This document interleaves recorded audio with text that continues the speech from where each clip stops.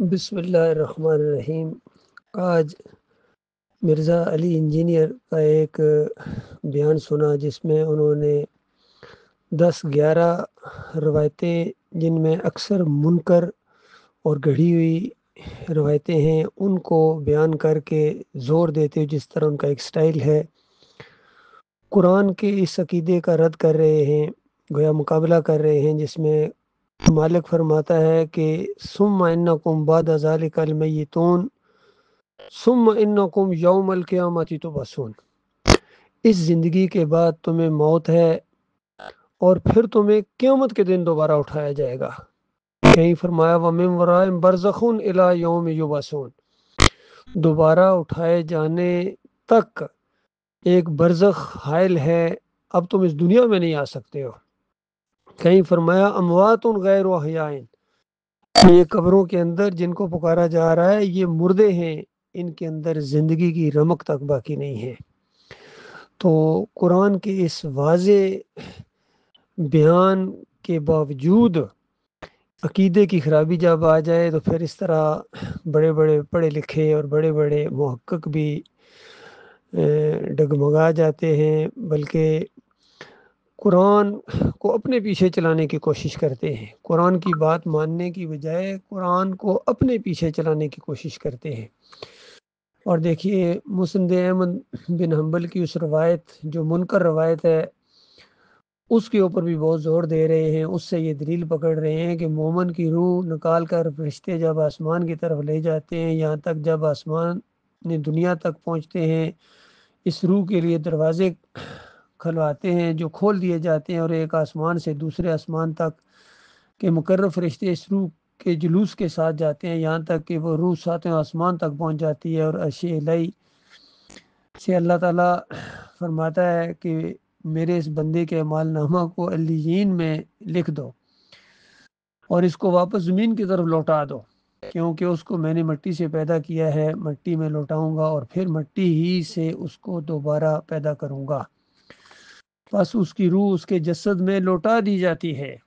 یہ منکر روایت پیش کی ہے علی انجینئر صاحب نے، اور یہ احمد بن حنبل صاحب لائے ہیں۔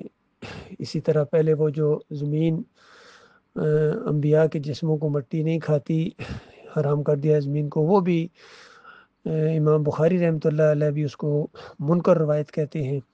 تو ان روایتوں کے اوپر انہوں نے عقیدہ بنا لیا ہے، اور اس دنیاوی قبر کے اندر روح کو لوٹائے جانے کے عقیدے کو یا اس کنیکشن کو بحال کرتے ہیں تاکہ قبر پرستی کا یہ دین قائم رہے، باقی رہے۔ حالانکہ اس روایت کے اوپر بہت زیادہ جرح ہے، اور اس کو محدثین نے منکر اور گڑھی روایت کہا ہے، اور یہ ڈاکٹر عثمانی رحمۃ اللہ علیہ نے ایمان خالص قسط اول کے اندر اس پر بہت زیادہ جرح کی ہے اس روایت کے اوپر، اور اس طرح کی جو دوسری روایتیں ہیں کہ یہ سارے لوگ لائے ہیں۔ حالانکہ امام بخاری رحمۃ اللہ علیہ جو روایت لائے ہیں وہ یہ ہے کہ آدم کے ہر بچے کو مٹی کھاتی ہے، اور سوائے اجن الذنب کا وہ ایک ذرہ ہوتا ہے جو برباد نہیں ہوتا ہے، اور قیامت کے دن اس کے اوپر جسم کو پھر بنایا جائے گا۔ اچھا، اس کے علاوہ علی انجینئر صاحب ایک اور روایت بھی لاتے ہیں منکر، اور اس میں یہ ہے کہ اس قبر کے اندر اتنے خوفناک قسم کے اجدے ہوتے ہیں کہ اگر ایک بھی زمین کے اوپر پھنکار لے تو زمین اپنا سبزہ اگنا چھوڑ دے۔ تو بتاؤ، یہ روایت تو خود ان کے اپنے عقیدے کے خلاف جا رہی ہے، حالانکہ یہ منکر روایت ہے کہ زمین پر سبزے بھی اگ رہے ہیں، سب کچھ اگ رہا ہے۔ اگر یہ اس دنیاوی قبر میں ہوتا ہے تو پھر تو یہاں کچھ نہ اگنا چاہیے تھا۔ تو یہ منکر روایت بھی ان کے اپنے خلاف بھی جاتی ہے، لیکن ان کو ہوش نہیں ہے۔ تو اصل میں اس دنیاوی قبر کے اندر روح کے لوٹائے جانے کا عقیدہ اور اس کے اندر زندگی کو ثابت کرنا، یہ گویا شرک کو قائم رکھنے اور شرک کے دروازے کھولنے کے لیے، جو شرک کی جڑ ہے یہ عقیدہ، اس کو ڈاکٹر عثمانی رحمۃ اللہ علیہ نے شرک کی جڑ کہا ہے۔ تو دیکھیے یہ جو برزخی زندگی ہے وہ اس دنیا کی زندگی نہیں ہے۔ انسان اور یعنی یہ جسم اور روح جب آپس میں ملے ہوتے ہیں تو اس کو زندگی کہتے ہیں۔ روح جب اس جسم سے نکال لی جاتی ہے تو اس کو موت کہتے ہیں۔ حالانکہ شہید بھی جب اس وقت شہید ہوتا ہے جب روح اس کی نکلے، جب تک روح اس جسم کے اندر ہوگی تو اس کو زخمی کہا جائے گا۔ ابھی شہید نہیں ہوا جی، ابھی زخمی ہے، ابھی سانس چل رہی ہے جی، ابھی زندہ ہے جی، ابھی شہید نہیں ہوئے۔ تو جب روح نکلے گی اس کو شہید کہتے ہیں، اور شہید پھر وہاں اوپر جنت کی نعمتوں کے اندر چلے جاتے ہیں، نہروں کے اندر۔ دوسری روایتوں کے اندر اس میں اور زیادہ تشریح بھی آئی ہے کہ جنت کی نہروں میں آنا جانا شروع کرتے ہیں۔ عرش الہی کے نیچے جو بڑے بڑے محلات ہیں سونے کے، ان کے اندر وہ بسیرا کرتے ہیں۔ تو عرش الہی کے ان قبروں کے اندر ہے۔ اسی طرح نبی صلی اللہ علیہ وآلہ وسلم الوسیلہ مقام کے اوپر، وہاں جنت الفردوس میں، وہاں زندہ ہیں، مدینے والی قبر میں نہیں۔ یہاں کوئی کنیکشن نہیں ہے، کوئی روح واپس نہیں آتی ہے، اور قیامت تک ایک برزخ حائل کر دی جاتی ہے۔ اور مومن کی جو روحیں ہوتی ہیں وہاں ان کو برزخ میں اوپر وہاں سلایا جاتا ہے، اٹھایا جاتا ہے، جنت دکھائی جاتی ہے۔ اور وہ جو سوال جواب کا معاملہ ہے یہ بھی اوپر کا معاملہ ہے، اس قبر میں روح نہیں لوٹتی ہے۔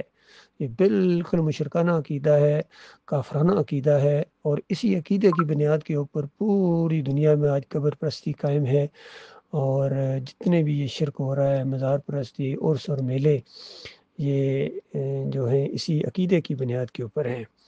تو میرے بھائیوں، یہ بڑی سادہ سی بات ہے، قرآن کی بات ہے، توحید کی بات ہے، رد شرک کی بات ہے۔